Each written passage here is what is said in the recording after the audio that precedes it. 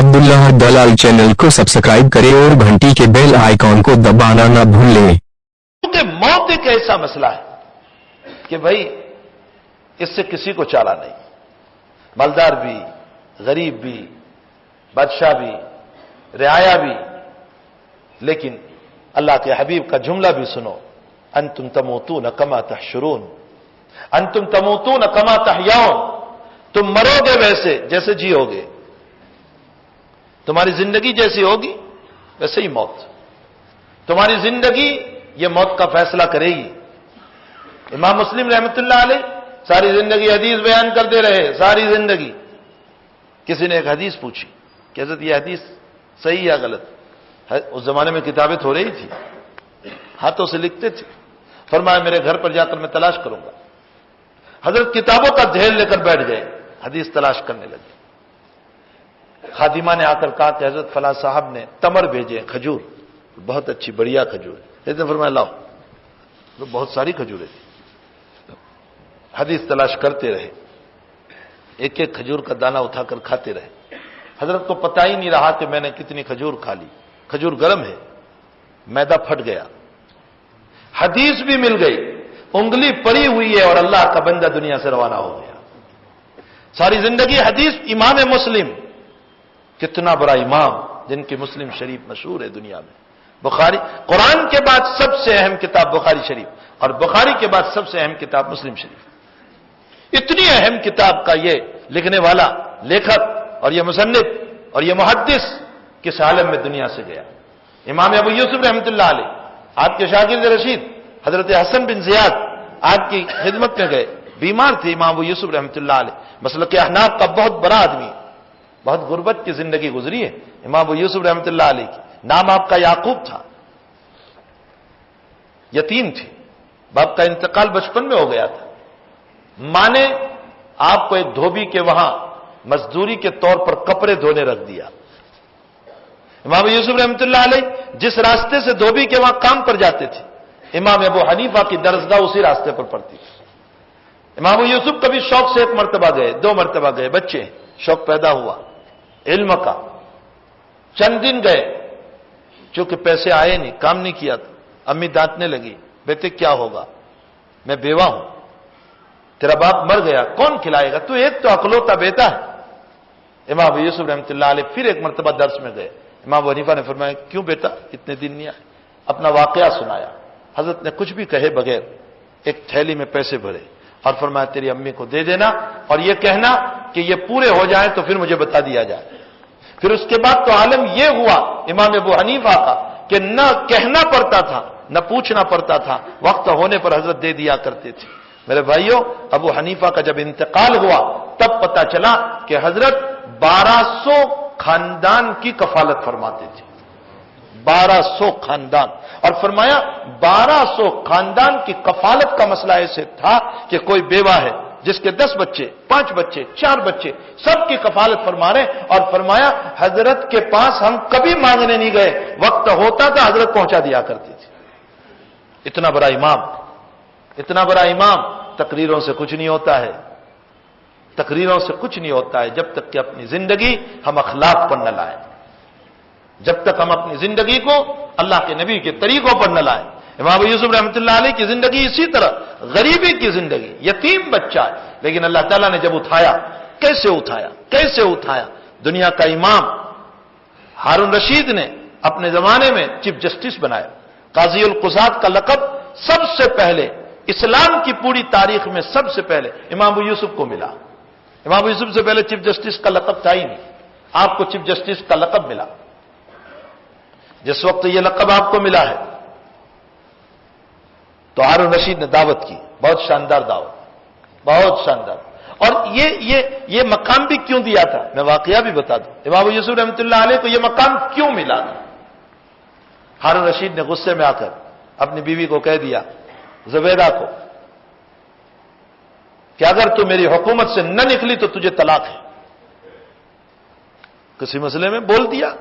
और याद रखो, तलाक का मसला तो ऐसा है कि समझ कर बोलो बिला समझे बोलो, बहरहाल तलाक पड़ जाती है। अब फिर बाद में रोते रहो और फिर ये तावील करते रहो कि मौलवी साहब मैं भान में नहीं था। حوص و آواز میں نہیں تھا، چاہے حوص و آواز ہو یا نہ ہو، بہرحال طلاق پڑ جاتی ہے۔ بہرحال فرمایا کہ میری حکومت سے اگر تو نہ نکلی تو تجھے طلاق۔ سارے علماء، سارے مفتیان، اور قید لگا دی فجر تک میری حکومت سے تو نکل جانی چاہیے۔ معلوم نہیں کیا مسئلہ ہو گیا تھا۔ سارے علماء، سارے فقہا، بلکہ ہم سب کے ذہن بھی یہی کہہ رہے ہیں کہ شرط ہے فجر تک حکومت کو چھوڑنا ضروری ہے ورنہ طلاق پڑ جائے گی۔ سارے علماء نے بھی یہی فتویٰ دیا۔ اب چلے گی تو کہاں جائے گی؟ جہاں جائے گی حکومت ہے، اور ایک رات میں کتنا چل کر باہر جا سکتی ہے؟ وہ تو حکومت تو بہت بڑی تھی، قزاقستان تک حکومت تھی، عراق سے لے کر۔ کہاں نکلے گی؟ ہوائی جہاز تھوڑے ہی تھے کہ چلو بیٹھ کر 4 گھنٹے کا سفر کر کے نکل جائیں باہر، ٹرین تھوڑے ہی تھی کہ وہاں سے نکل جائیں۔ امام ابو یوسف رحمۃ اللہ علیہ سے مسئلہ پوچھا گیا۔ اب ہارون رشید بھی خود پریشان ہے، بولتے تو بول دیا لیکن پریشان ہے۔ امام ابو یوسف سے پوچھا گیا، حضرت نے ایک بہت اچھا مسئلہ بتایا۔ فرمایا مسجد میں چلی جاؤ اور صبح تک مسجد ہی میں رہو، طلاق نہیں پڑے گی۔ فرمایا کیسے؟ سارے علماء حیران ہیں، کیسے؟ فرمایا ان المساجد للہ فلا تدعوا مع اللہ احدا، مسجد کا مالک کوئی نہیں ہوتا ہے، اللہ اس کا مالک ہے۔ معلوم ہوتا ہے ہارون رشید کی حکومت مسجد پر نہیں ہے، تو مسجد حکومت سے باہر چلی گئی، صبح تک تو وہاں رہنا، تجھے طلاق نہیں پڑے گی۔ اسی مسئلے پر امام ابو یوسف کو چیف جسٹس بنائے تھے، قاضی القضات بنائے تھے۔ تو یہ امام ابو یوسف رحمۃ اللہ علیہ چیف جسٹس بنے، اور ہارون رشید نے جب دعوت کی بہت شاندار، تو حضرت رو رہے ہیں کھاتے ہوئے۔ فرمایا کوئی تکلیف؟ فرمایا میرے استاد امام ابو حنیفہ کا جملہ مجھے یاد آیا۔ فرمایا بیٹے پڑھ لو اس دین کی برکت سے اللہ تمہیں بادام کا حلوہ کھلائے گا۔ فرمایا میں اپنے سامنے بادام کا حلوہ دیکھ رہا ہوں، کاش میرے استاد زندہ ہوتے تو میں ان کو بتاتا کہ تمہارا جملہ میرے سامنے آ گیا۔ علم دین تو کچھ ہے ہی ایسی چیز، علم بشرط کہ انسان علم دین کو اللہ کے لیے حاصل کرے۔ اگر اللہ کے لیے ہے تو پھر اللہ تعالیٰ اس کو عزت بھی دلاتا ہے، اس کو مقام بھی دلاتا ہے، اس کو سب کچھ دلاتا ہے۔ بہرحال حضرت امام ابو یوسف رحمۃ اللہ علیہ مرض الوفات میں ہیں، آپ کے شاگرد رشید حسن بن زیاد رحمۃ اللہ علیہ آپ کی عیادت کے لیے پہنچے۔ امام ابو یوسف نے مسئلہ پوچھا، ہدایہ شریف کے حاشیے پر یہ مسئلہ لکھا ہے، مولانا اعجاز علی صاحب رحمۃ اللہ علیہ مسئلہ پوچھا، حسن جب حج کرنے کے لیے جائیں گے تو جمرات کی رمی کیسے کریں گے؟ پیدل چل کر یا سوار ہو کر؟ حسن نے فرمایا پیدل چل کر۔ فرمایا غلط۔ فرمایا سوار ہو کر؟ فرمایا غلط۔ فرمایا حضرت اب تیسرا تو کوئی راستہ ہی نہیں، پھسلتے تھوڑے ہی جائیں گے، اب پیدل بھی نہیں اور سوار ہو کر بھی نہیں، تو اب تیسرا تو کوئی راستہ نہیں۔ امام ابو یوسف نے فرمایا کل رمین بعدہ رمیون فہی ماشیا وکل رمین بعدہ لیس برمین فہی راکبا، اگر ایک رمی کے بعد دوسری رمی کرنا ہے تو پیدل چل کر، اس لیے کہ دعا کرنا ہے تو پیدل چل کر، اور اگر ایک رمی کے بعد کوئی رمی نہیں، جیسے 10ویں تاریخ کو ایک ہی رمی ہے، اس کے بعد کوئی رمی نہیں، اس لیے وہاں دعا بھی نہیں کرنا ہے، تو اس کو سوار ہو کر۔ فرمایا رمی کے بعد اگر رمی ہے تو پیدل چل کر کرو، اور اگر رمی کے بعد کوئی رمی نہیں، وہ آخری رمی ہے، تو اس کو سوار ہو کر لو۔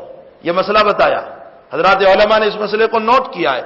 حسن بن زیاد فرماتے ہیں کہ میں گھر سے باہر نکلا، کچھ قدم چلا تھا کہ گھر سے رونے کی آواز آئی، میں واپس مڑا کہ کیا بات ہے؟ فرمایا کہ امام ابو یوسف کا انتقال ہو گیا۔ ساری زندگی فقہ کے بیان کرنے میں گزاری، اللہ تعالیٰ نے موت بھی ویسی عطا فرمائی۔ علامہ ذہبی رحمۃ اللہ علیہ بہت بڑا محدث ہے علامہ ذہبی، جس کو حیۃ الوادی کہا جاتا ہے، یعنی علم حدیث کا سانپ۔ اور حیۃ الوادی وہ سانپ ہوتا ہے جو جنگل کا سانپوں کا سردار ہوتا ہے، جو ایک مرتبہ اپنا سر اٹھا لے تو سارے جنگل کے سانپ اپنا سر جھکا دیتے ہیں۔ یہ جنگل کے سانپوں کا سردار ہوتا ہے، اس کے سر پر ایک کلگی ہوتی ہے جو سردار ہوتا ہے۔ تو حضرت علامہ ذہبی رحمۃ اللہ علیہ جو ہیں وہ حدیث کے باب میں سردار تھے، کسی کی ہمت نہیں ہوتی تھی کہ حضرت پر نظر اٹھا لے۔ 40 جلدوں میں حضرت نے کتاب لکھی ہے، اور جب ایک محدث کی وفات لکھنا شروع کرتے تھے تو اس دن میں، اس مہینے میں اور اس سال میں کتنے محدثین کی موت ہوئی ہے سب کو ایک ساتھ لکھتے چلے جاتے تھے۔ حضرت کو قریباً 6 لاکھ آدمیوں کی پوری زندگی محفوظ تھی، ہمیں دو آدمی، ارے دو تو بہت دور کی بات، مجھے میرے دادا کی زندگی نہیں معلوم. پوچھو دادا کی زندگی کیسی تھی؟ کچھ بھی نہیں. دادا کی وفات کب ہوئی پتہ نہیں، دادا کی ولادت کب ہوئی پتہ نہیں. 6 لاکھ محدثین کے حالات پورے معلوم، ان کی ولادت کب ہوئی، ان کی وفات کب ہوئی، ان کی زندگی کیسے گزری، اور ان کی پوری سوانح اور ان کی پوری ہسٹری حضرت علامہ ذہبی کو کتنا اللہ تعالیٰ نے حافظہ دیا ہوگا. موت کا وقت ہے، سوئے ہوئے شاگرد سارے بیٹھے ہوئے، حضرت کو کلمہ تلقین کرنا ہے، لیکن رعب اتنا ہے حضرت کا کہ ہمت نہیں ہو رہی ہے طالب علموں کی کہ کلمہ پڑھائیں لا الہ الا اللہ، ہمت ہی نہیں ہو رہی ہے. تو ہر شاگرد نے اپنی اپنی سند سے حدیث پڑھنا شروع کیا، حدثنی فلان حدثنی فلان حدثنی فلان، لیکن حدیث نہیں پڑھتے تھے، صحابی پر جا کر رک جاتے تھے، عن ابی ہریرہ بس. علامہ ذہبی نے سقراط کے عالم میں آنکھ کھولی اور اپنی سند سے حدیث پڑھی، اور سارے شاگرد ابو ہریرہ پر جا کر رک گئے. علامہ ذہبی نے اپنی سند سے حدیث پڑھتے پڑھتے پڑھتے پڑھتے ان ابی ہریرہ عن النبی صلی اللہ علیہ وسلم انہ قال من کان آخر کلامہ لا الہ الا اللہ دخل الجنہ، جس کی زندگی کا آخری کلمہ لا الہ الا اللہ ہوگا وہ جنت میں داخل ہوگا.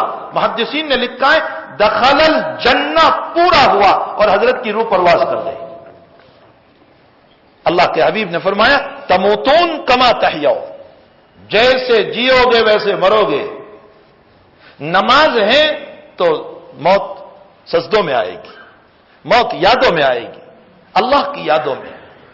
اگر روزے کے پابند ہیں اللہ موت روزوں پر دے گا. اچھے اخلاق کے پابند ہیں اللہ تعالیٰ اچھے اخلاق کے ساتھ دنیا سے اٹھائے گا. اگر اللہ کے ذکر کے پابند ہیں اللہ تعالیٰ ویسی ہی موت عطا فرمائیں گے. اور اگر دنیا کے جھمیلوں میں پھنس کر دنیا ہی کے تذکرے ہیں بلکہ دین کو دنیا کے چند ٹھیکروں کے بدلے میں سودے کر رہے ہیں تو یاد رکھو اللہ ہماری حفاظت فرمائے، پھر ہماری موت بھی کتے اور بلوں کی طرح آئے گی.